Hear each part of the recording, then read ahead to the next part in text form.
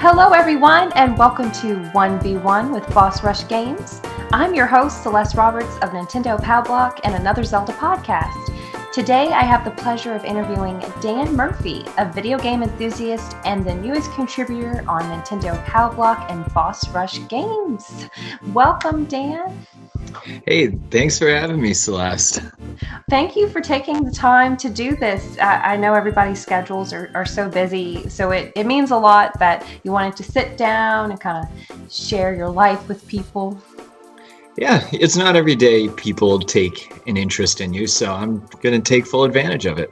Awesome. Well, how has your week been so far? Pretty good. This weekend, I went and saw some friends. I'm originally from the Boston area, so I've kept a tight knit group of friends, and we're all over the place.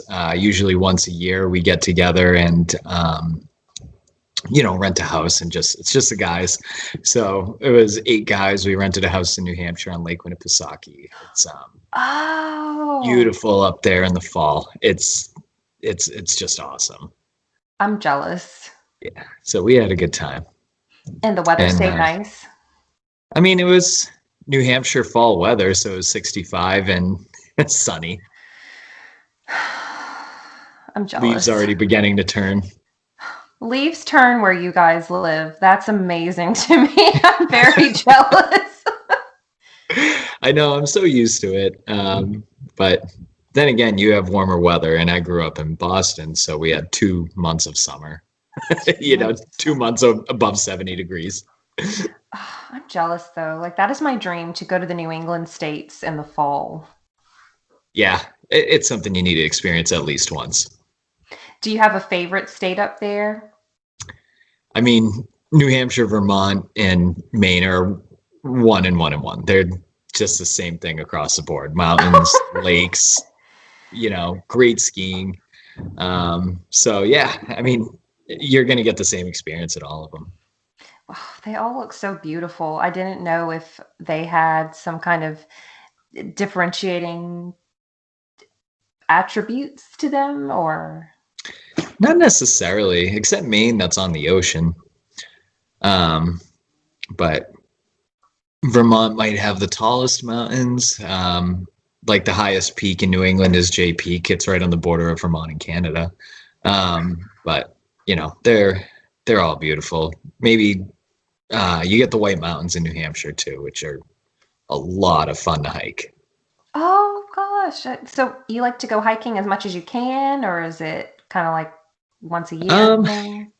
It's funny because I didn't really like hiking growing up, and my girlfriend, who grew up in Albuquerque, New Mexico, which also I had no idea had mountains all over New Mexico, she is all about hiking, and now we live in the DC area, so we go hiking in the Shenandoahs, and she turned me into a hiker. That's awesome. Oh, Shenandoah. Yeah. I know that song. It's so pretty. That like American classic song, and I bet it's just gorgeous too. It is another pretty area. Yeah, it's really nice down there. We usually go down in Virginia. I'm really jealous. I cannot wait till things are back to normal and I can travel. Yeah. It's funny because I've traveled a little bit for my job, a lot of it, I should say, just within the states. And it's so funny how it varies, like state to state to state. Our country is so different in every single aspect. I mean, going from Michigan to Louisiana to Kansas to North Carolina, they could all be different countries almost. You bring up a really good point, because there are people from other countries in some Discord servers I'm in, and they'll ask, hey, I'd like to go to the US. Where should I go? And it's like, well, what are you interested in? Do you like, is cuisine something you want to try? Is there a particular culture you're interested in? Yeah, that's funny. Yeah, that is funny, because it's like, where do you send somebody that asks that? Yeah. And I think this is true, I guess, for anybody. going on a vacation, you get just a snapshot of a place. And if you stay in the touristy areas, like if you go to New York City and spend most of your time in Manhattan, Times Square, things like that, you're not, I don't want to say you're not really living like a New Yorker, but you're living like a certain type of New Yorker, but not the whole state. Right. And that, I think the best thing if people, it's now this is something that you'd have to be very lucky to fall into, like working somewhere, having the chance to be somewhere for longer than a week or two, really immerse Right. yourself in that culture. Yeah, and that's kind of what I've done. So like, I've seen all of Michigan because I worked there for about 6 months. Wow. Yeah, and like I've even gone to like Birmingham, Alabama for a couple months and have found things that I've really liked down there. But to your point, it's like DC is a perfect example of being a tourist and not getting the same experience as a city, because DC, everybody goes, they see the monuments, they see the White House, the Capitol building, and hang out on the National Mall. But when you get into the actual city, it's such a melting pot that if you threw a dart at a map, no matter what country you land on, you can find a restaurant where they speak the language. It's just like the best restaurants, just like a very laid back bar scene, except for one crazy street. But, there's just so much more to a city like DC or New York than what is mostly advertised. Yeah. And what would you say is your favorite place you've been? I mean, I know that's probably hard because again, they everywhere has different aspects that you might like. But is there Yeah. a certain place you've ever visited that you like the most? You know, it is hard to say because, like we are saying, everything's so different. Um, and you kind of just, so I do these trips usually by myself. So I always just try to what find something that's really unique and something that I like. So I haven't really disliked any place I've gone to. Um, and most of my traveling has actually been from Colorado east. So I've been, Okay. so the West Coast I haven't done too much of, except randomly New Mexico. Um, but I would say I think I like the food in New Mexico the best. Louisiana's up there too. I love their stuff. Um, Michigan is beautiful. It's one of the prettiest states. If you go to the Upper Peninsula, Grand Rapids is a lot of fun. Um, but I just really couldn't pick one out of any of it. And I'd go back to any place again. So do you like traveling for work? I did. It No, just, it's a past tense. yeah, it was such a great experience, but I did it for so long and I did it for in such big bulks. And you spend a lot of time alone doing these things because with my particular job, I was building distribution routes for my company because they were expanding. Mhm. And they were really only in the bigger cities like Chicago, down in Texas and California. So they needed somebody that was young, single, could, knew the company well.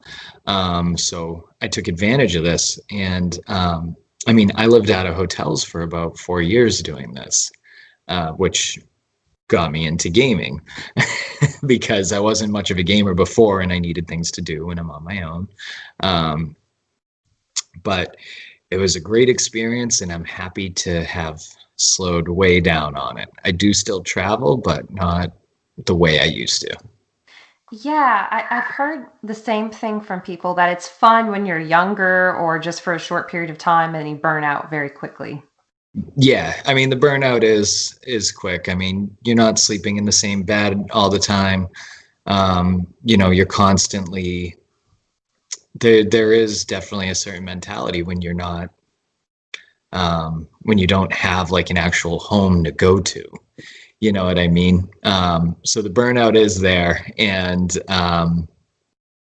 you know, it's it, it, it's an experience. I guess I don't really know what else to say except it is an experience, and I'm happy I've done it, but I'm also happy it's over. Yeah, and it's fascinating to me because I've really never had to travel for work before. Very, Hmm. very rarely. And the farthest I've had to travel is 40 minutes, maybe, you know. So hearing people that get to go to other states and things like that so frequently, especially when whenever your company is paying for it, that is sweet. You get those per diems and everything. Oh yeah, of course. And I mean, it it does have the stigma of being like a romantic job when you're traveling. You know what I mean? Hmm. Because you do get to go out and you do have your hotel paid for, your food paid for, your gas, all that stuff. So, um, it's so easy to become jaded with these travel gigs, because it comes to a point where it's all you know. Hmm. And so you had never really gamed much before your travel jobs? Well, I did. When I was younger, I had an N64.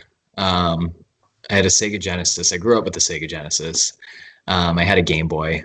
Um, it was really like one or two games, and when you're a kid, you just play the same game over and over. Yes. Um, and then I think PlayStation was like my favorite because it was all RPGs, and I love reading, I love writing, and I just love stories. So RPGs are always my favorite games, and PlayStation 1 really got me into gaming. But as the RPGs started to go down, I started to fall off with gaming as well. So my last system I had before my Switch was a Wii and a PlayStation 2. Wow. Yeah. Um, So, with the Switch being so accessible, and easy to just like play on a plane or, just hang out and bring it everywhere. I ended up buying a Switch when it came out with Breath of the Wild, and man, it's been all downhill from there. You're very active with video games. In fact, I think so. I started using Twitter again like 2019. I'd had it in 2012, and then I dropped off of it, and then I went back to it when I started getting involved with Another Zelda podcast. And I believe that's how you and I met on Twitter, is because of Another Zelda podcast. You found us that way.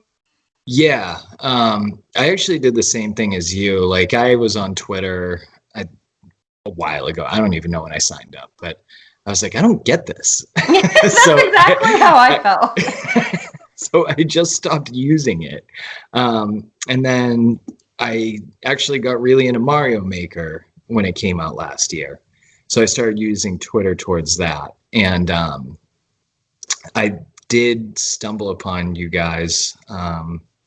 I don't remember how or why, but that is how I met you, through Another Zelda podcast. Yeah, and now you are with Boss Rush Games whenever you can do it. It's really funny how life works out like that. Yeah, yeah. So yeah, it is funny because I never really thought making a Twitter account would amount to anything than just trying to play other people's levels in Mario Maker. Wow. Yeah, and you are so interactive, Dan. Like, yeah, I see you interacting with different people we both follow. Very kind. You always seem interested in what other people are doing and stuff. So you definitely have a very good positive community going on. Yeah, yeah. With Twitter, like I feel like there's always so much negativity on a lot of things, and I never engage in it. I always like when I see somebody talking about something I like or they like, it's always just more fun for me to just go back and forth about something like that. Um, I think there's a mentality where you can meet somebody and you can bond over something you like because you can continue to do these things together and enjoy them together. But you never bond with people over things you dislike, because once you dislike something, you're never going to do it, and that's all you have. So, Oh. I think that's kind of always been my mentality behind interacting with people that I don't know so well. And do you prefer Twitter out of all the social media platforms? It depends. Because I use everything so differently. My Hmm. Instagram is more just like my life outside of gaming. My Twitter is strictly just gaming and a little bit of my puppy. My Facebook is just kind of collecting dust. So, all my social media accounts are for something different, you know? Isn't it cool that you can use it for that too? And they all kind of pull you in different directions, I find. Yeah. And I also I really do enjoy the fact that you can kind of specifically target whatever you want to do with your social media accounts, you know? Yeah. And I'm like you with Twitter. I never thought being active on it and sharing my interests would help me meet cool people. I just didn't think about it. Right, right. And I mean, there's always that risk of negativity or creepers, but I guess there's that risk in real life too. Go to Walmart and there could be a creeper or somebody being negative. Yeah. But, on Twitter, they're just words and it's easy to ignore. Yeah, that block button's nice if you need it. Hope I haven't really had to block anybody, just some bots, like these random people that had accounts made the same month we're in. And I'm like, I don't know. You don't look real. Yeah. I don't think I've blocked anyone yet. Good lucky you. I hope it stays that way. Me too. I also just don't care enough. Yeah, that's a good point. The mute button is nice too. I'm glad that we have those options because if someone's being a little too negative or dramatic, it's like, okay, I don't need this. I just Yeah. want to come here and enjoy my life, enjoy other people's lives, and see what people are up to. Right, right. So, what are some? So, you said RPGs are some of your favorite games, and you were on the Nintendo Switch Heads podcast not too long ago talking about Xenoblade. I know you're a big fan of Xenoblade. Oh, yeah. I mean, the Final Fantasy games are what got me into them. Like Final Fantasy VII was my all-time favorite game. I thought the story was just so good. I even shed a tear in that one. The end of the first disc was pretty heartbreaking if you didn't know what was coming. Um, so yeah, I mean, I've I've always really liked the strategy of having customization of how you build your team and also having that within like a very in-depth story, which RPGs typically have. Well, I guess they're called JRPGs now versus like Skyrim or something. Um, but yeah, so I do play them. However, when I do play them, I play them a lot and I get very burnt out and can't play one for like another 6 months or so. So with Xenoblade, I mean, I played the hell out of that game. I must have put in, 120 hours in 2 months. And then I'm like, I can't even go near an RPG right now. Oh gosh, it looks like a beautiful game from the Oh, screenshots I've yeah, seen. it's so much fun. It's like that game in particular is one game where the story really compels you, and um you actually play the game for the story. Even Xenoblade 2 is the same way. It's just like a wonderful story, and the gameplay to me is like a added bonus. So you were saying that you like reading and writing, and so RPGs, of course, are very text heavy. You have Right. to be patient. You have to like to read, Yeah. and so like you were saying though, they can also burn you out because I'm sure they feel a little intense at times. Well, they are. Because you are following the story I mean, you're not watching a 2 hour movie, you're watching like a 60-hour movie. I think Xenoblade, if you run through it as fast as you can, it's like 40 hours of content. But there's so much there's so many like special things here and there to do and secrets and post game. So and so much party building. So yeah, it is pretty intense. It's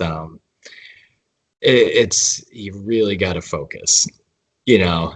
Um, Yeah. but yeah, I mean, with these games, I don't even like voice acting. Like I would prefer to just read text through the whole thing. So when people are like, "Oh, there's no voice acting," I'm like, finally. You find it slows it down a little bit?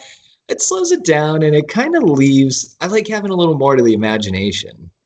You know what Hmm. I mean? Like when I played Final Fantasy VII, I like to imagine how, like the graphics are terrible in that game, and it's, it's all text on screen.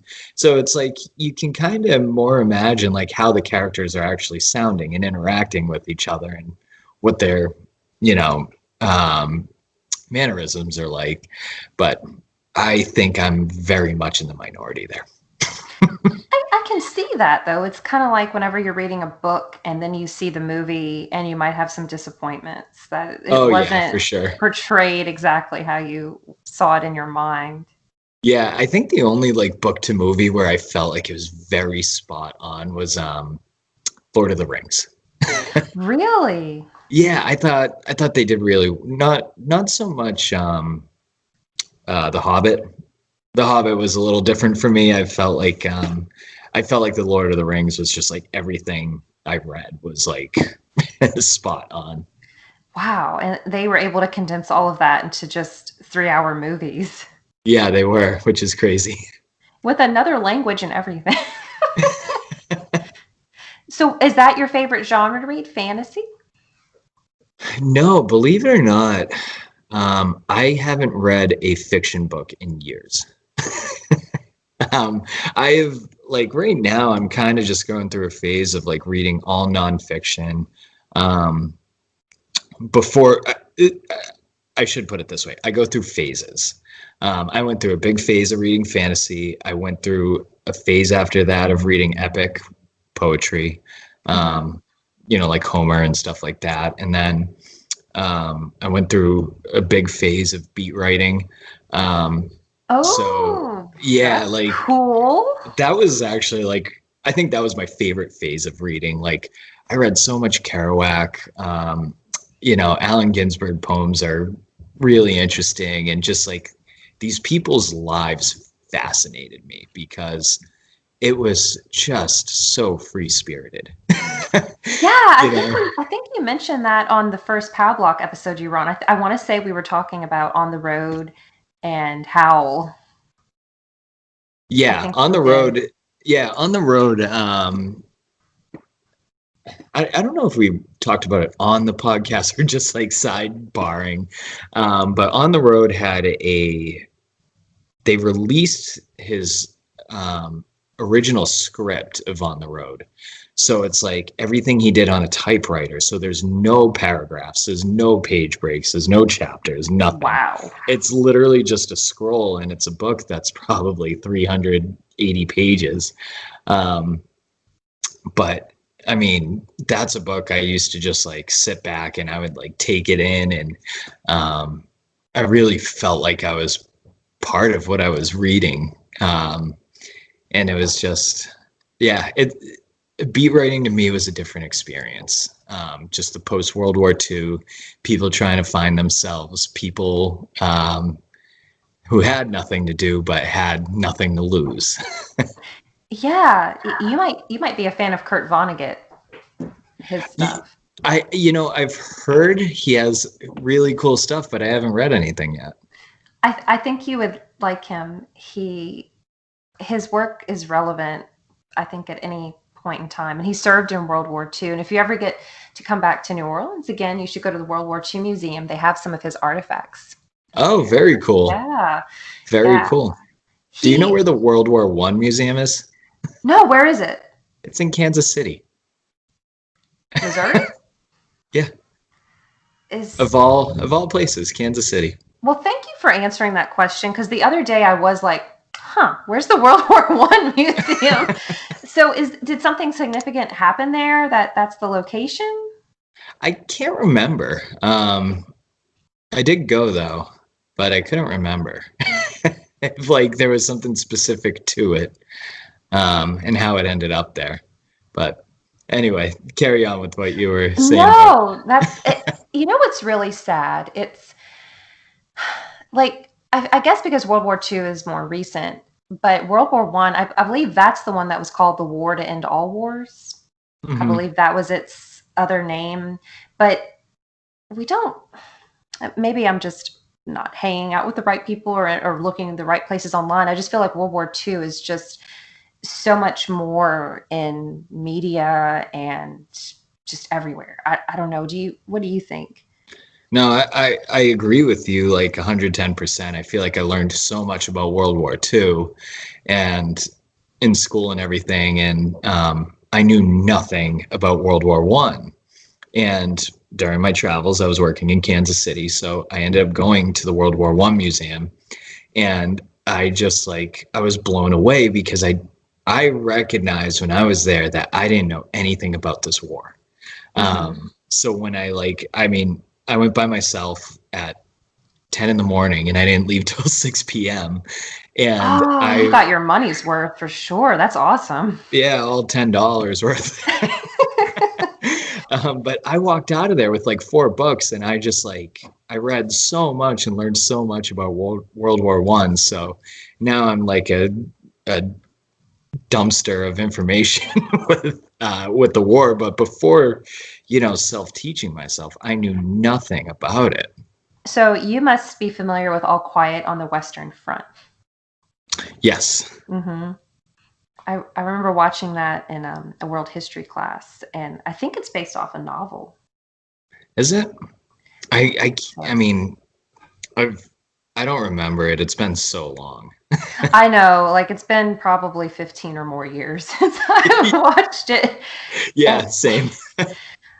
I don't know if you've read this poem before, but I have an English degree, so I had to read a lot of poetry, lots of different literature, and I took a modern poetry class. And there's a poem, it's good if you just remember it decades later. I can't remember the poet's name, forgive me, but it's called Dulce et Decorum Est. Did you ever read that one about a soldier's experience in World War One? No. Oh, I'm gonna send it to you, Dan, because it is one of the most powerful war poems I think I've ever read in my life. Oh, that's cool. Yeah, and you also have to think that these people were children when they were sent off to go fight. Oh yeah. I mean, yeah, it's crazy to think about that now too. I also read a book recently. Have you ever heard of a book called A Long Way Gone? That sounds really familiar. Is it about war? It's about the Diamond War in Sierra Leone. Oh, okay. Yeah, and it's written by a man who is a child soldier in that war, and he's now a refugee living in America. Um, but like to think about kids so young, and I mean the book was very dark. Like I had Hmm. nightmares going to sleep reading some of this because Oh, I mean wow. it's all true, and we're talking 20 years ago. This isn't, where um we were barbarians. You know what I mean? Hmm. But it was like it's just crazy to think about people sending young people into this violence. Um, so yeah, that was a heavy one. I would recommend it if you want to know what happens. I, I know. I'm trying to get. I mean, I've read uncomfortable literature. I've read Lolita. I've read different things like that deal with heavy topics. But I think it's even harder when this is reality. This happened. This happened while in your lifetime, while you were going to school, enjoying your friends. Someone Right. else was dealing with absolute horror. Yeah, and I think that one really struck a nerve with me too because he's probably 2 years older than me. So I'm like thinking about us being the same age, having to go through that. I'm like, man, I was sitting there playing Tetris. Hmm. Like it's really a slap of reality when you read something that heavy, you know? Yeah, you bring up really good points. Sometimes I think about all of these people who have so many opportunities, like they're geniuses, they're scientists, they're Nobel Prize winners. And sometimes I find myself wondering, if someone, let's say there's someone else in America or another country, what if they were given those same opportunities, but because maybe they have a bad home life, they're impoverished, they don't have access to good schools, they don't have someone encouraging them to pursue these things. So I guess I don't know if you ever think about that. Like, are there other people in the world who could be doing so much more if they just had the right tools? Yeah. And I do, but it's such a downward spiral because that's a thought that just never ends. You know, it's like I know. you think of so many different situations, and you even think about like how each area came to be, and you know who ended up there. You Yeah, know, so that's very existential. I know. And I didn't mean to make it so dark. It's just lit, but literature and even video games can really, art in general, just it really makes you think. And I think that's what it's supposed to do. It's supposed to take you out of your comfort zone. Yeah, exactly. And like I'm okay with making myself uncomfortable and with that kind of literature and stuff. You know, as long as I feel like I've gotten something out of it. You know what I mean? Yeah. And it's funny that we're interviewing right now because I think it's either this week or next week is Banned Books Week. Oh, really? Yeah. I don't know if you're familiar with that No, what is it? notion. It's a celebration of books that have been controversial or banned either in schools or taken off library shelves because people had problems with them. And Oh, it's supposed to encourage non-censorship, that again, we need to read things that make us uncomfortable. Even if you don't agree with the content you're reading, you need to expose your mind and ask yourself, why don't I agree with this? Or why is this wrong? What is the author's intent? right, right. Um, and that's something I could get behind. I'm very anti-censorship. So I think Yeah. everybody should be allowed to have a voice, and I think everybody should be mature enough to handle somebody else's voice, even if they disagree with it. Yeah. And I think it helps people become more civil because we were talking about the fun parts of social media, but sometimes I find myself quick to anger over Mhm. stupid stuff. And it's like, I don't know this person's intent. I don't know this person's life story. I can't get mad over a few pieces of text. Exactly. You know, it's 8 words that piss people off on Twitter. So, you know, I Yeah. think, I, yeah, like I said, it's something I can get behind because I feel like people should let things go. Yeah. And if you stay your whole life in your one little corner, I'm not saying traveling does cost money and it is a privilege to be able to travel, but books are a way that you can travel without ever leaving your house. Right. And reading a banned book would make you think outside the box a little bit. Yeah, and there Winnie the Pooh is actually on that list. Really? Yes, it Oh, is, or it has been banned in China for oh, yeah, yeah. personifying animals, giving Oh them my God. anthropomorphic ability. Really? That is Yes, funny. I'm gonna send you the list of banned books and the reasons why they have been or are banned in certain places, and I just be ready to be very amused about some of the reasons. Okay, great. I'm excited. Well, you like to read, you like to play video games, you like to travel and kick back. So, what about, you said you like to write and you had expressed interest in writing some stuff for Boss Rush Games whenever you can. So, what do you like to write? It depends whenever I get motivation. You know, I went to school because I wanted to be a sports writer. You know, I played baseball and football in high school. I played a little bit of baseball in college. So sports were really my passion. So I really, really wanted to write for you know a local newspaper or something, or even a big picture thing.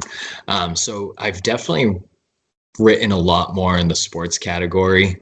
Um, and my girlfriend travels internationally, so like now I kind of turned into like writing her these long emails about the places she goes, and like I study these things.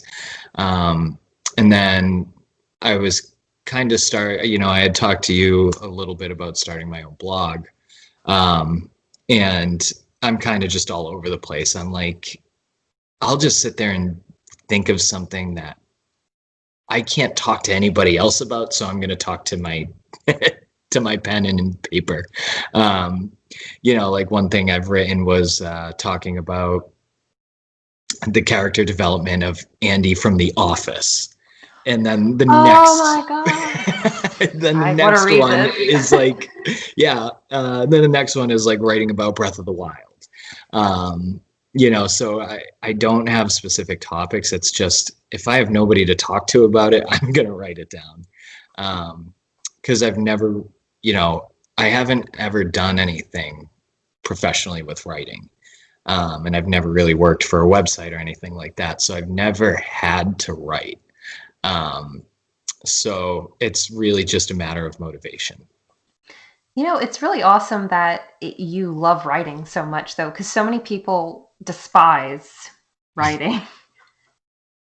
Yeah, I feel like it's kind of a niche hobby these days, especially with reading too. Um, I have a bookshelf in my place, and my friends come over and they're like, "Wow, look at all these books." Like, "Wow, do you guys read all these?" We're like, "Yeah." Yeah, that's what they're there for.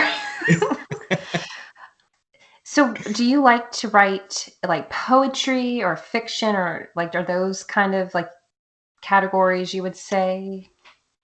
I was just talking about this, which is funny. No, poetry is something I've always tried to get into, and I've never got into reading or writing. Um, as far as writing like a book, um, I do eventually want to do that because I have a few ideas, um, but I'm just not ready for it. So everything I've written is kind of just along the lines of a blog. That could count. That could be a way, like you were talking about starting your own blog, that could be a way that you get all of it out. And before you know it, you might have a novel on Yeah, your hands. exactly. Um, and during quarantine, when it first really struck heavy and everybody was in, I started learning how to do C sharp and Unity, which is basically how you can build video games. So I've always kind of had this little script I wanted to write for like a mini RPG. So, that was also scratching my writing itch as well. Oh my gosh, that's Yeah. awesome. So is that's a type of programming language? So Unity is C sharp is the script you write for the game. Unity is the program you build it on. Um, so like I mean uh, a lot of very popular games have been built on Unity. Like Hollow Knight is one of them. That's Unity. Um, I think Celeste is one. Kunai. So a lot of these indie developers use Unity as their gaming.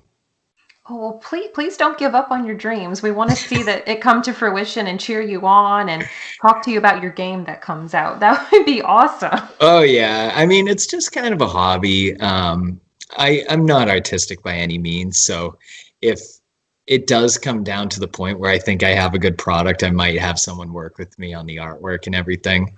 Um, so I learned that, and I've been working with Xcode to do apps as well. So I'm kind of Oh, just doing these as hobbies right now, but if anything ever comes up, it'll it'll be fun. is that something you'd like to go into a career path with, you think? I don't know. Um, I don't know what's next for me in a career path, but doing all these things that I really enjoy outside of work, um, something's really going to catch my attention and steer me towards that, you know? Yeah. And you brought up that quarantine was kind of the impetus for these things, right? Right. So I think I kind of wonder a little bit how many people are experiencing that. Is this the silver lining to 2020?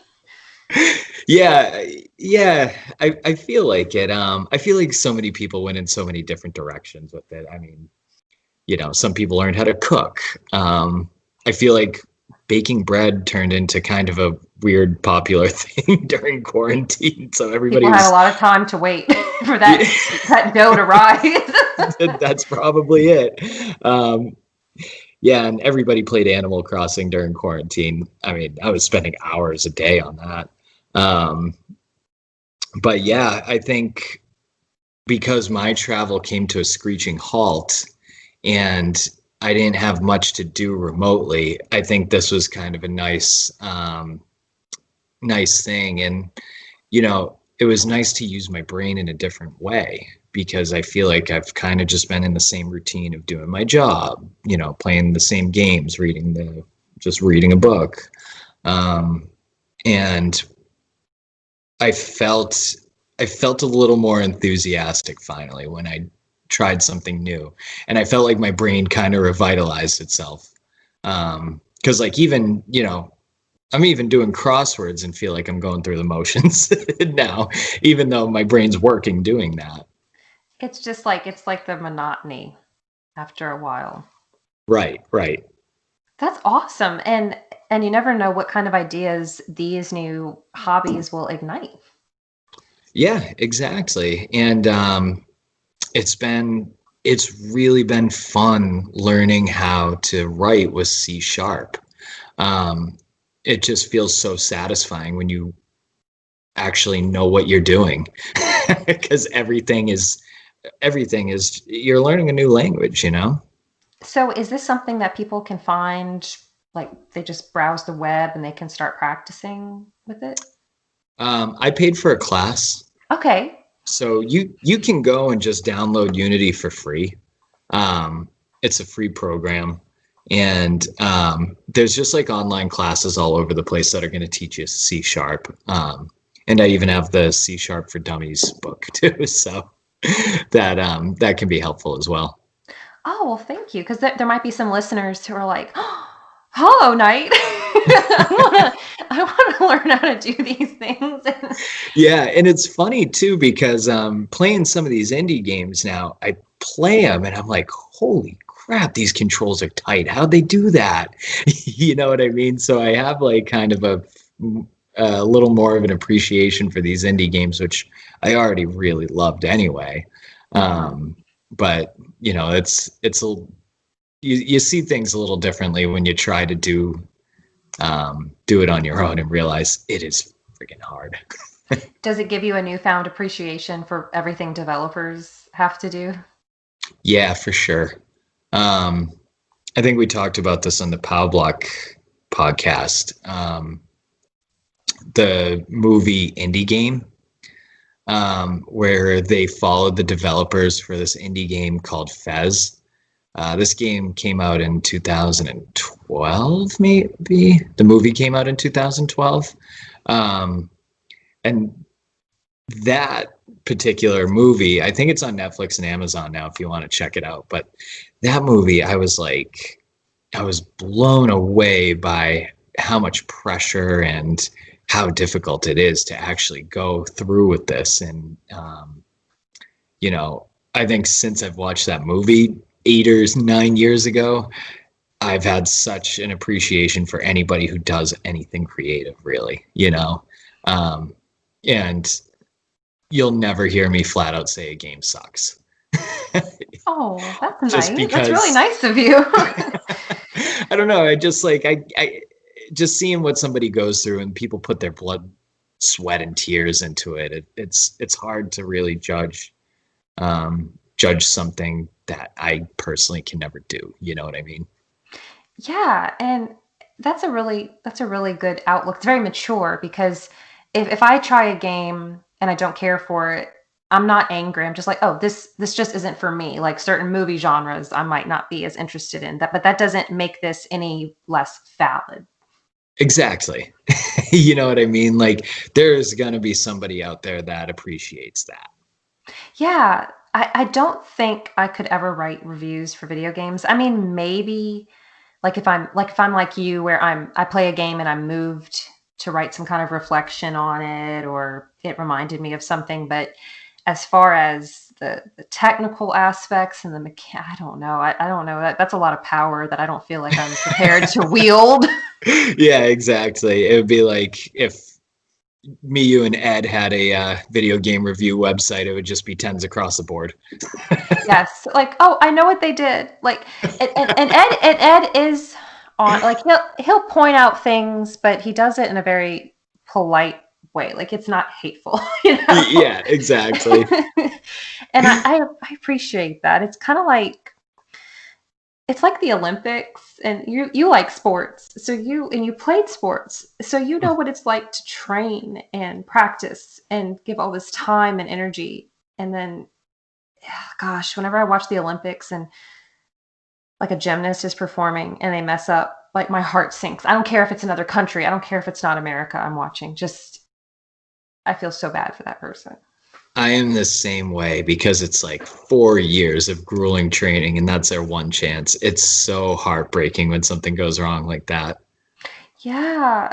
Like I don't care that we're competing against you, you poor thing. I'm so sad for you right now cuz I know the oh, Olympics are the one game where I'll root for everybody.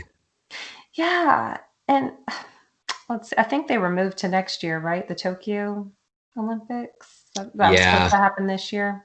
Yeah, and I wonder how that goes with the training too, because you're on such a specific regimen for, building up that to that fourth year. Um, Mhm.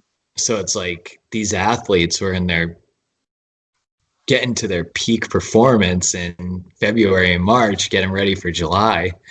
And then do they maintain it for another year? Do they come back? And, I think that's got to be really difficult to have that extra year just thrown in. So it'll be interesting to see how everybody performs. Now, do you prefer winter or summer Olympics, or you like both? To watch Mhm. Winter Olympics. Oh Is yeah. there a reason why, like certain sports? No, I just they're just more fun to watch for me. You know, for Summer Olympics, I think really I only like watching. I think the gymnastics are very impressive, and I don't know, nothing really ever sticks out. But like Winter Olympics, I can put on and watch anything, even the Mhm. curling. Everything like the snowboarding is so cool. The bobsledding, they go so fast. The luge, like it's crazy. I know, and it just blows my mind how flawless they make it look, like especially ice skating. Yeah, and Olympic hockey, nothing beats that. Is that more entertaining compared to like I don't want to say like a national hockey league game? Um, yeah, because it's just more on the line and less games. You know what I Mhm. mean? NHL has 82 games in a year, so if you put on the 46th game versus any, medal game, I'm going to choose the Olympic hockey, and they have a bigger rink too, so that's also a little more interesting. But yeah, I mean, they're both great to me, though. Do you have a favorite hockey team? Uh, the Washington Capitals. Washington Capitals. Oh, Yeah, I don't know anything about hockey. So I'm familiar with I think it's the Penguins. I think there's a team called the Penguins. yeah, they're from Pittsburgh. Oh, okay. Okay. Yeah. And who are some of your other favorite sports teams? Um, so when it comes to baseball, I like the Red Sox and the Nationals. Um, Football, I am a New England Patriots and Detroit Lions fan. In Wow. NBA, yeah, I don't know what it is about the Lions. I've loved them since I was a kid. I think they've won one playoff game since I've been alive. And, even to this day, they're still breaking my heart. And I don't know why I still love that team. Because you like Michigan. Maybe, I don't know. It's been something since I was a kid because I loved Barry Sanders, who is Okay. like, an all-time great. And then for basketball, I like the Celtics, the Boston Celtics. Oh, nice. Do you think that sports are going to be back to normal next year? Or at least I hope so, like everybody else. I hope so. Who knows where this world is going to be? I'm kind of done trying to predict it because at this point, it's always just a letdown. You're right. I thought that everything would be back to normal months ago. Yeah, I did too. So it's sad. It's still weird watching a baseball game and having nobody in the stands. Yeah, but You know? they can imitate the crowds, right? Like they have some kind of Yeah, recording in the background. yeah, and like for me as somebody who played sports, I don't. I think it's tough for them to like bring the intensity to the game. Like even when you're in high school, having zero fans versus like seven used to make a world of difference to me. Hmm. So, the NBA is in the semifinals right now. And I'm like, how do you get excited for this game with no crowd? So it must be tough. And it doesn't seem like some of these games have the intensity that they once would. I don't know. Yeah, it's always nice to have people cheering you on for Yeah. something you've worked so hard for. And so you played baseball and football in high school, right? What Yeah. positions were you in those? Baseball, I was a pitcher, and I went on to play a little bit in college. And I hurt my arm, so I stopped playing. Oh, Football, I just played strong safety, which is basically you're on defense and you hang out in the back and you're the last option for everything. I'm sure you had a lot of great memories with those. Yeah, I mean, I loved the position, but it's one of those that's just not fully involved as much as others in the game. There's something really exciting about like high school sports, I think, because I was in band in high school, and it's just, I don't know, everything just seems so fun at that time. Yeah, yeah. Is high school football really popular down where you are? Oh, yes. Yeah, Yes. I don't really keep up with it, but like there are a lot of rivalries among different schools and yeah. Do they things fill like out that. fill out stands for the They can, games? yeah, they can. Oh, that's Yeah. fun. Yeah, I went to one of the only 2 Catholic high schools in our area, and those 2 were like, if whenever they played, it was a big deal. Like those stands were full because they were the big rivals. And even though I didn't care about football, I actually found myself getting excited about it. That's awesome. Yeah. You didn't fill up seats in where I grew up because, in October it's 40 degrees. So That nobody wants is to sit there and true. watch high school games. And I didn't think about that. yeah, so like, I feel like the South it's so popular because everybody can still go. You bring up a really awesome point, Dan. I didn't think about the weather affecting attendance. There, are marching band competitions big in Boston? Not really. No. I No. I think that's more of a regional thing because like they're really popular down here. So I was wondering if you ever heard of any rumblings of any over there. I don't know, to be honest. I mean, I know my school wasn't really into it. So I don't really know much outside of like my region of schools. Hmm. But yeah, I don't think marching band was too popular.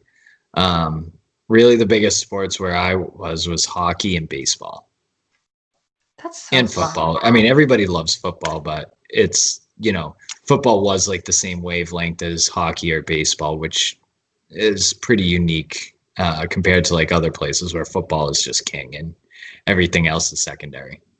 Is college football big where you are? Not at all. Really? Yeah, no. we have Boston College, and nobody really cares about them.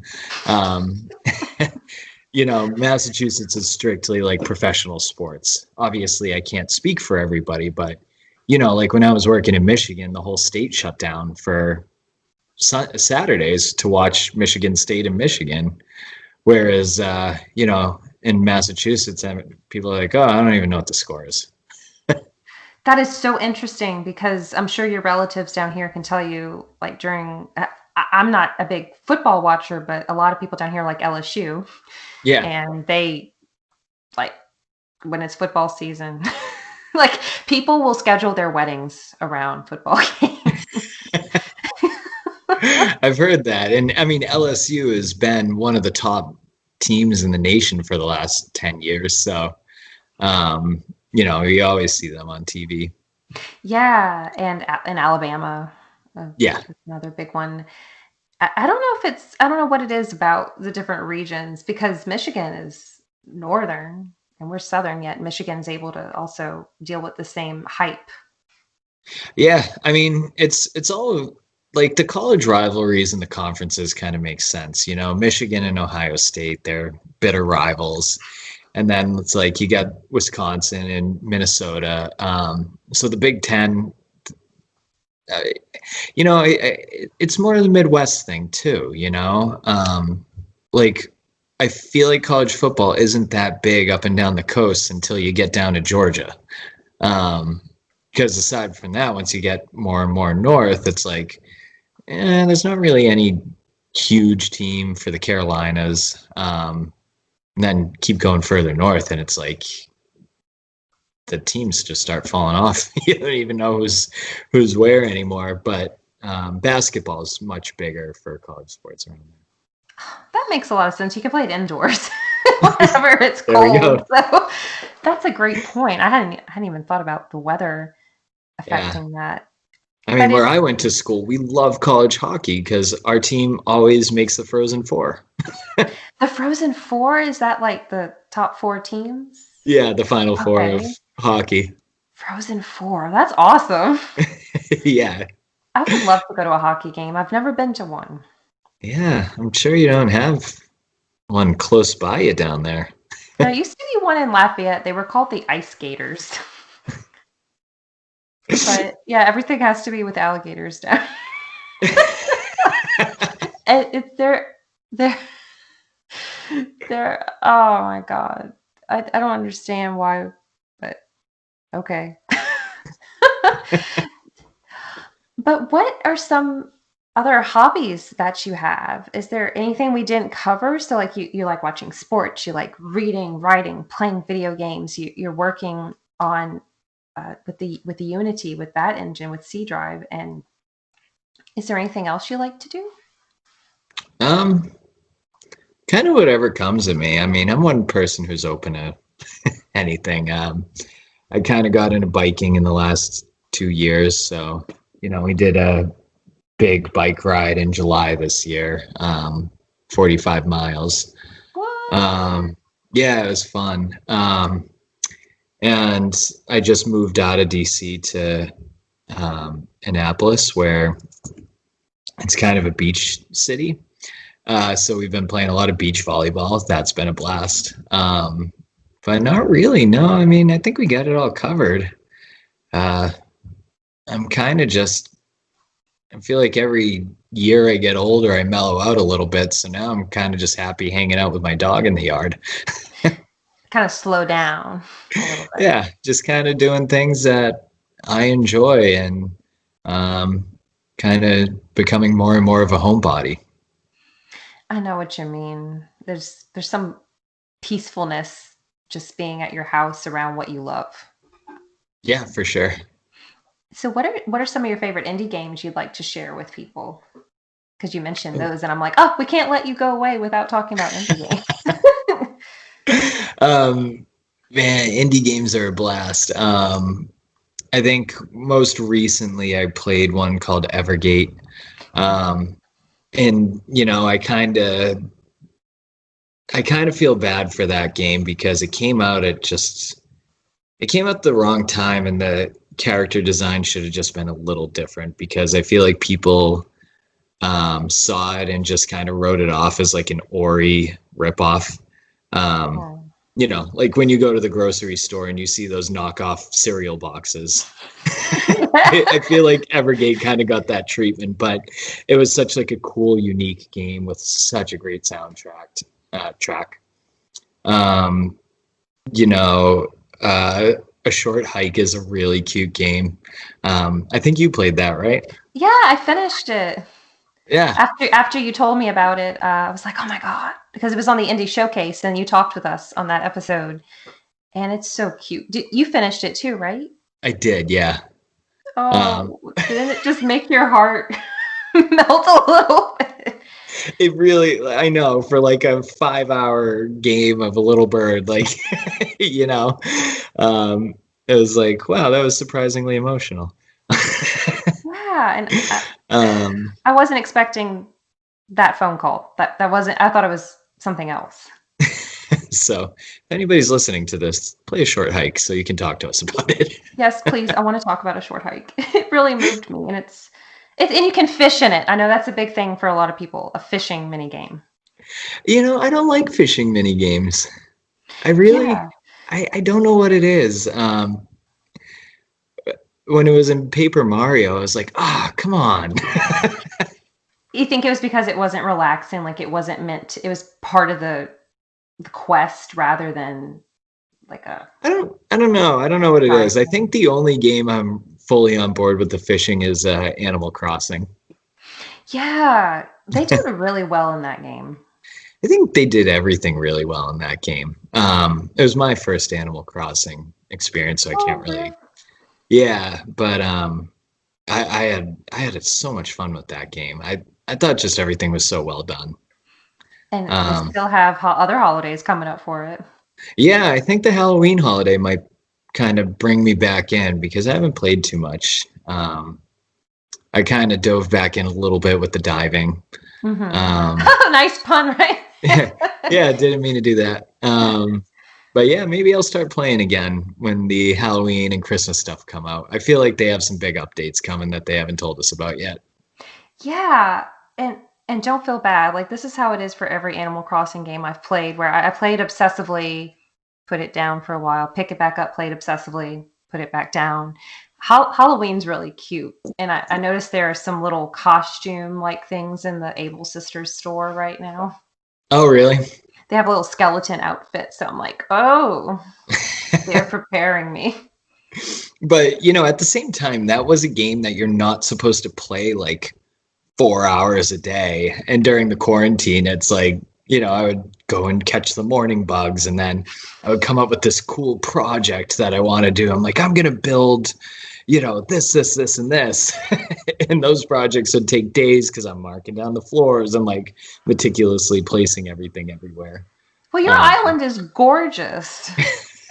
Thank you. I'm like, oh, he cares a lot because this is amazing. Because this is so much time. I even drew like the pixel roads for the neighborhood where the animals live. Like, yeah, I had a lot of fun with that. I It's took a lot of pride in my island. it looks so good, and I think I don't know. It was nice seeing people get excited about something. Yeah, and the other thing is too is like um with the online capabilities, like I was on a Discord and like chatting with other friends, so we're all selling turnips for like millions of dollars bells a week. So with all this just like the egregious playtime and bells that I had, I feel like I played 2 years worth of Animal Crossing in 3 months. And that's kind of like not how the game was supposed to be played.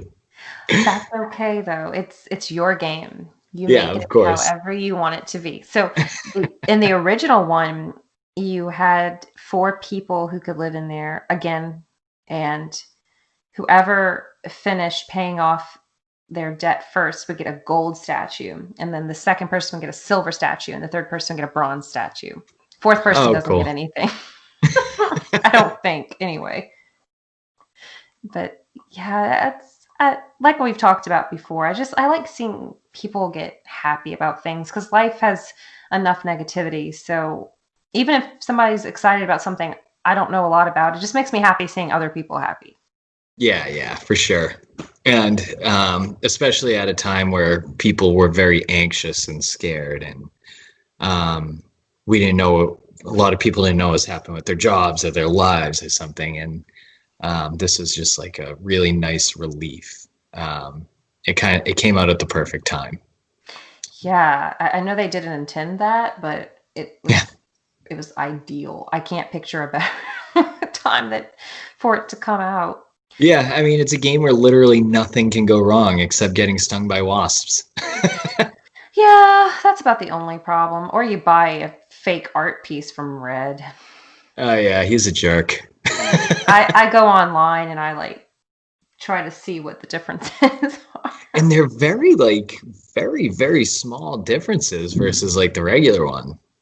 Yeah, like you either have to be an art history major or I don't know. You have to have a very discerning eye because I have to go online and look up. Okay, what does the fake one look like for the Mona Lisa? What does the real Yeah. one look like?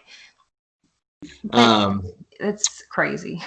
the statues, if you get a fake one and put it in your house and then turn the lights off, I think their eyes glow or something glows on them. Oh wait, all any of the statues? Yeah, Oh, I'm pretty oh, sure it's most of them.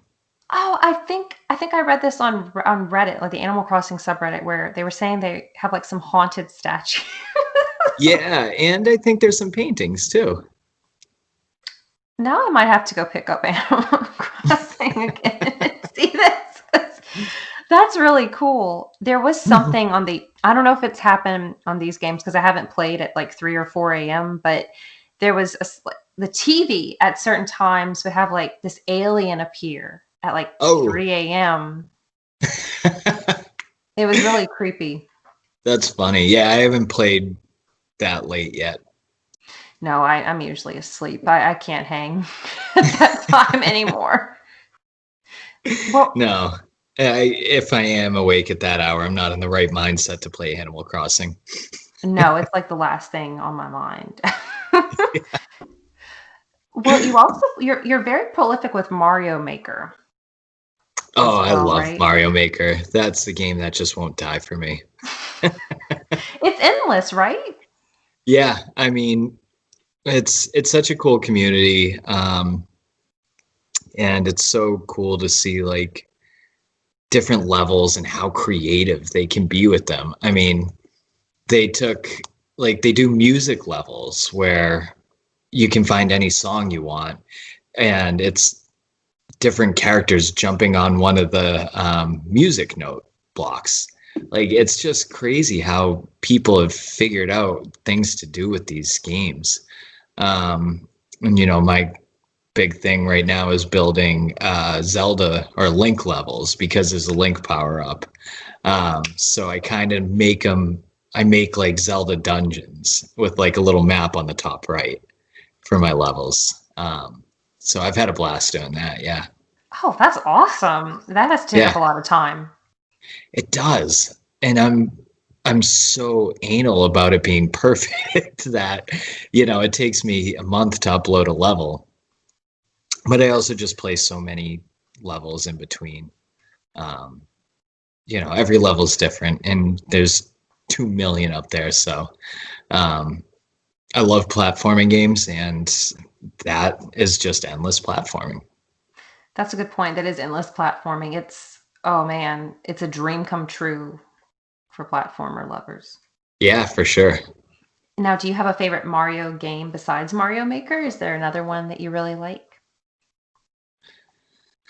Probably, I mean, I love the Galaxy games.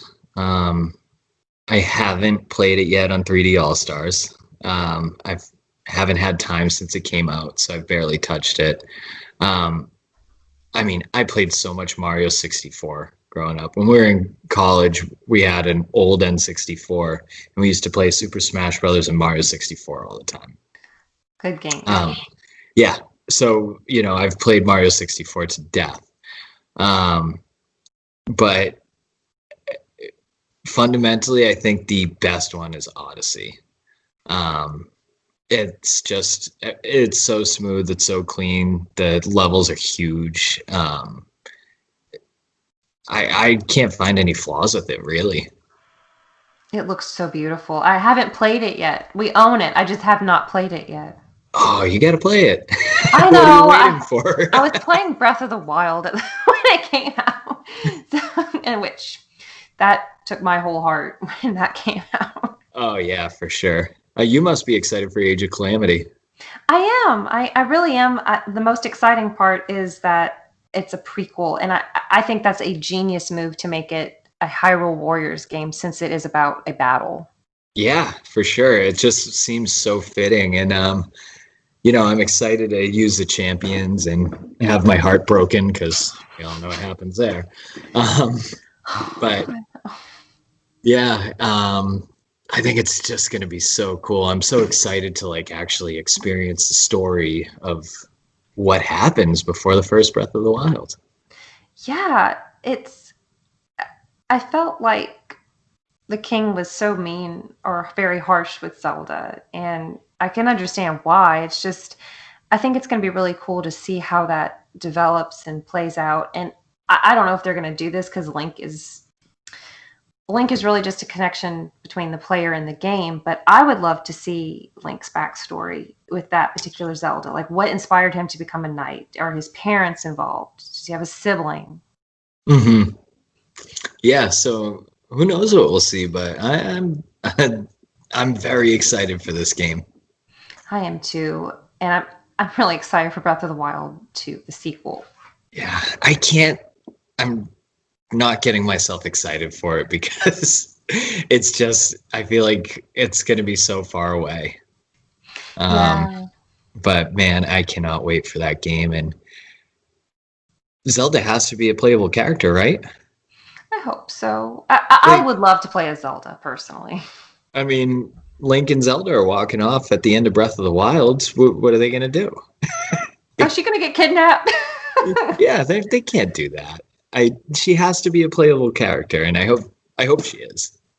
I would like to see that. I mean, they did it with Princess Peach, Yeah. and I think it was a DS or 3DS. I think it was DS. Well, they did it in Mario too. Oh, with Paper Mario, with the other Paper Mario's where you play as Peach for a little bit. No, Mario, like the Oh, Mario very rich 2. Yeah. Mario 2. Oh, you don't mean TOO. You mean the number two. Oh, I was thinking, like, I was going for like which Mario game? Duh, Celeste, where you can play as Toad, Luigi, Mario, or Princess Toadstool. yeah. I think you could play as her in 3D World as well. I haven't played it because I skipped the Wii U. I think you can. I have that one, but it's been a while since I've played it. It's really fun. It can make you angry at your friends for sure. But I think they're porting that to the Switch, right? Yes, they are in February, so I'm very excited. You're gonna love it. Now, who's your favorite character in the Mario universe? Um, I think I've always liked the Toad characters. They've They're always so just been funny. funny to me. And I think one thing Nintendo does so well is how any game of theirs can attract an older generation and a younger generation. Um, and like I think a good example of that is like Captain Toad. You know Hmm. what I mean? It's so adorable, it's sickening. So, like with the colors and the characters and everything, that's obviously going to attract a younger crowd.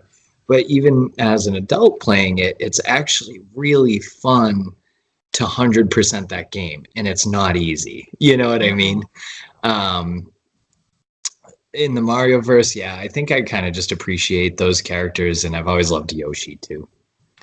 They're so cute. They're so Yeah. precious. Like I get a little emotional when I think about like my sisters and I having like the stuffed animals of games that we enjoy and the characters and that those were our comforts and things like that and oh, they're so cute. Toad, his voice. That's my favorite thing. Yeah, and like I use in Mario Maker, I use Toadette all the time. So Oh, she's so cute. yeah, it's just like she makes those like funny Toadette noises jumping around everywhere. But yeah, my Twitter profile picture is her in Breath of the Wild, and I thought it was the funniest thing I've ever seen. But it's adorable too. I thought it was just so funny. I was like, who the hell did this? This is So hilarious. random. It's so random. She's so cute too. I'm glad that she exists. Yeah, they. I think the Mario franchise does a good job of making their characters kind of cute. Now, do you have the Origami King, Paper Mario? I do. I have been slogging through that game. I'm on the green streamer right now, Okay. so Uh, I'm getting there. I'm getting to the end. But it's just the direction of that game.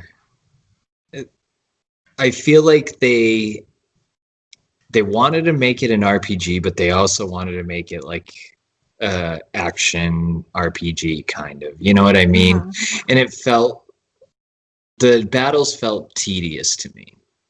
Um, they you do. know, I enjoyed the puzzle aspect, but really not having a reward aside from coins, just what's the point, you know? Hmm. And just trying to run away from battles kind of got frustrating.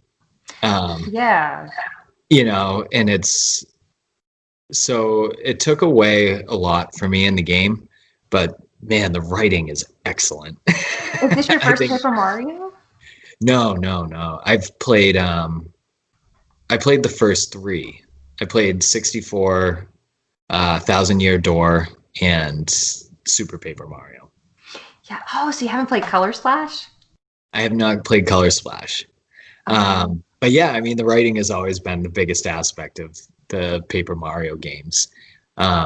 And I really loved the first three, but this one it's just not been for me. I But know what you mean. I do want to see what happens with the story, so I am going to finish it. Yeah, it's the writing is what kept me going. Like just the beauty of the levels. I mean, I really appreciate that they took the time to make freaking origami. Yeah, And watching those intricate folds whenever you turn into the voluminals, that's outstanding. yeah, you're right. I mean, that's also another thing. Like, I love the vibrant world of it. Like, the art style was amazing. And yeah, the writing's great. It's really funny. I love the character Olivia. I think I think they've really developed her character well. So you know, she's kind of keeping me in too. It's worth finishing. I'm not gonna lie. I'm someone who, if I get frustrated, I just look up the solution because I'm more interested in the story. It's Yeah, like I know that sounds like a cop out. I do enjoy the boss fights though. Um, you like the that's the thing. The battle system would have been so fun if you gave me a reason to battle. Like Hmm. that's all it could take, you know. The positive Um, reinforcement. yeah, exactly. Because like it's such a cool concept, and like I had fun doing the puzzles, but then I got to a point where I was like, um, Yeah, it's you know, just tedious. yeah. And then the boss battles ended up being a blast. I really enjoyed those. Oh yeah, that is creative. All the different office supplies. Yes, God, and the volumentals as well. Like those are fun too. they're so cute, and they're just. I love. I don't think you ever really get to see what they actually look like. You just see Olivia's persona, Right. which is cute. When she's the turtle Vellumental and she has her little pom pom. That's right. It's so charming. But there's a part in Um, there where, if this isn't a spoiler, it's just when we're talking about like how characters sound. Not Shy Guy. I'm drawing a blank. It's the other ones that look like Shy Guys. oh, the Snoots, snippets. Snippets. Thank you. Just you play a game show and the host makes this noise that I don't care how many times I heard it. I started laughing out loud. Just in the middle of the living room. Oh yeah, I mean that game had me laughing so hard at some points. You probably appreciated the one where the toad was trying to climb the wall, and he's like, "I don't know if I have enough stamina, but thank God it's not raining." I was like, That "That was is so amazing." clever. Oh, it's a That was beautiful so game. good. Um, I really like good writing in games. It yeah, even like even with Bobby the Bomb, I was like, "Oh, they really." And the writing is just really strong. It's you can't say enough about it. I really loved it, and I uh I enjoyed that part of it. But yeah, I'm like you. I the other games I felt like battle wise they were a lot stronger. Yeah, and I mean the stories are strong as well, even in like the very first one. Um, Yeah, the you know, start.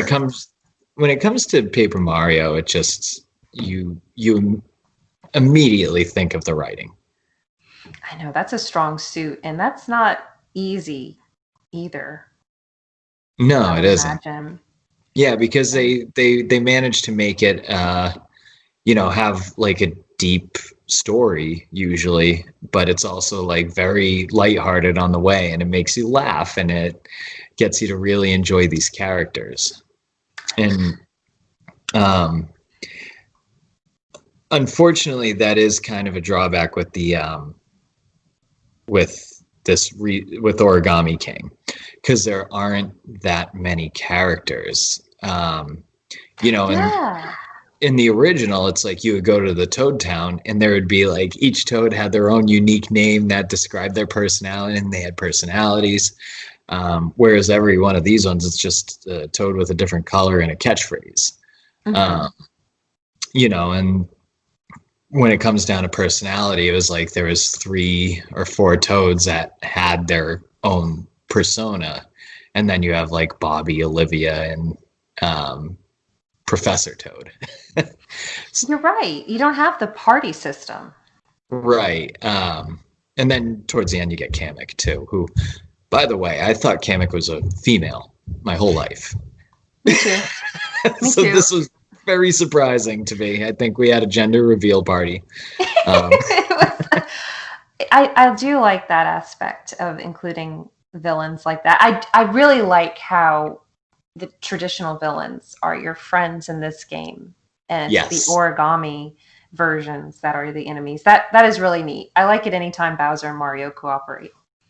Yeah. I never played any of the Mario and Luigi games, but I guess that was kind of a common theme that Bowser was teamed up with them. I think so. My boyfriend loves that series, and I haven't played them, but he put them on my 3DS, and he's every now and then he'll look at me. Well, did you start any of those games yet?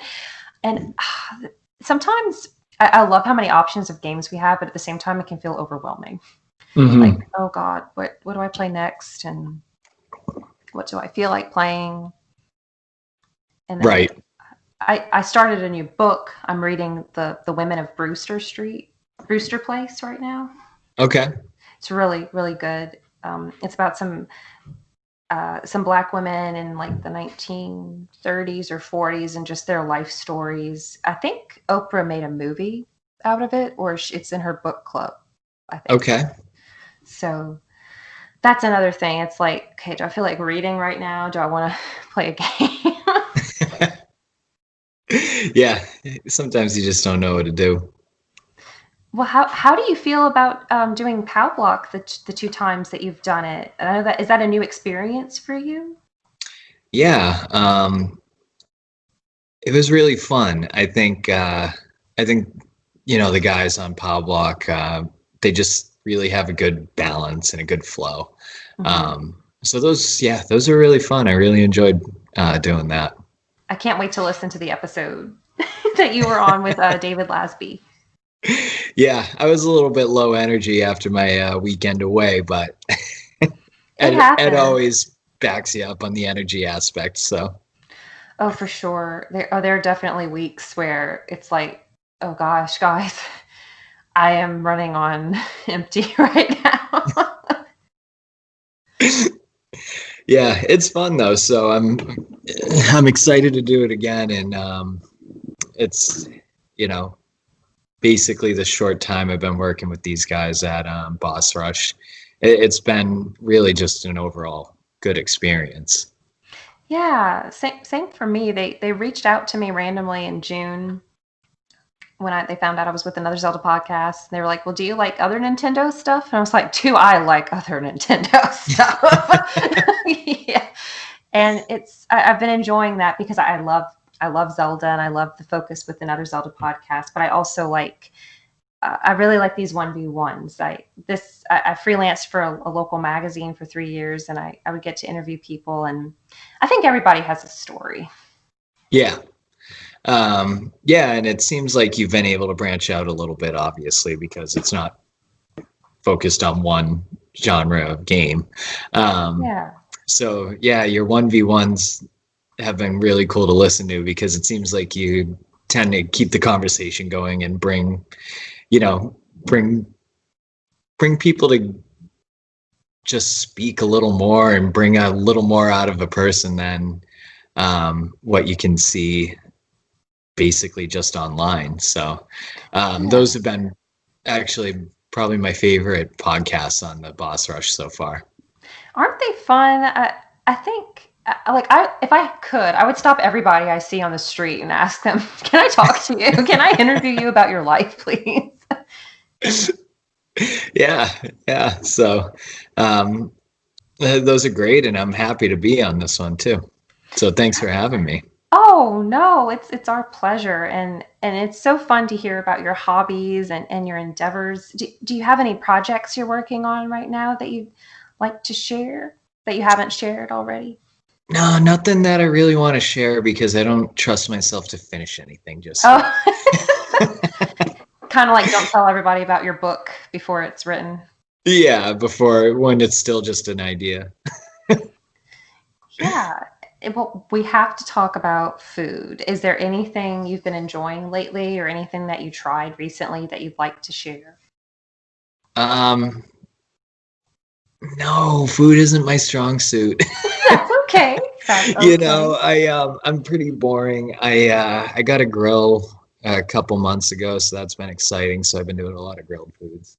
But you know, aside from just making rubs and stuff like that for steak and chicken, no, nothing exciting. That sounds exciting to me. I is it stuff you make yourself with just ingredients that you find or you look them up? Yeah, I mean, you take a bunch of spices that work well together, throw it in a bag, and then put it on your steak or chicken. That sounds so good. I love steak. Now, how do you like your steak? Medium rare. Yeah. That's a good answer. I'm just picking. I'm just picking. I'm not an elitist when it comes to steak. I like mine rare, but when I was little, I used to eat it well done because I was terrified of E. coli. Oh, jeez. Yeah, I don't know. I can't eat it higher than medium. No way. Mm-mm. Like, if y'all are listening, please try it those ways. If you're nervous, I promise it's worth it. I'd say start with medium rare, then make your way to rare. Yeah, I get weird, not weird looks, but people look at me like, "Oh, it's a woman getting rare." It's like, I, I guess, like it's food. Well, Daniel, is there anything else you'd like to share with everybody? Not really. I think we've kind of covered it all and more. So, um, yeah, it was like I said, it was a lot of fun. It was good to just get the conversation rolling and talking about things that interest me and um, just it's stuff I haven't really talked about before. So it was fun to throw it all out there and one sit down. Yeah, this was a lot of fun. And where can people find you if they want to exchange those sweet, sweet Mario Maker codes? On Twitter, I'm at DCDM99. Awesome. And we look forward to you being involved with other Boss Rush stuff as you can. It's very laid back. I know with work and everything, it can be hard Yeah. to find time to do stuff you enjoy. Yeah, But yeah. Man, Corey does a lot. He does a good job. I'm impressed seeing all the stuff he does. I do not think I could do that. and he's always so nice. Like, you're always such in a good mood. You're so nice. So nice and so patient. Yes. Well, guys, you can find us on Boss Rush Games pretty much wherever you listen to podcasts, and find us on Twitter. And we live stream the different shows that we have every week. We even have PlayStation ones and Xbox ones and a Destiny one. So check those out. But thank you so much again, Dan. I really appreciate your taking the time to let people get to know you. All right. Thanks so much. And I'm sure we'll be talking on one of these again soon. Yes. Well, all right, guys. Until next time. Bye, guys. Bye.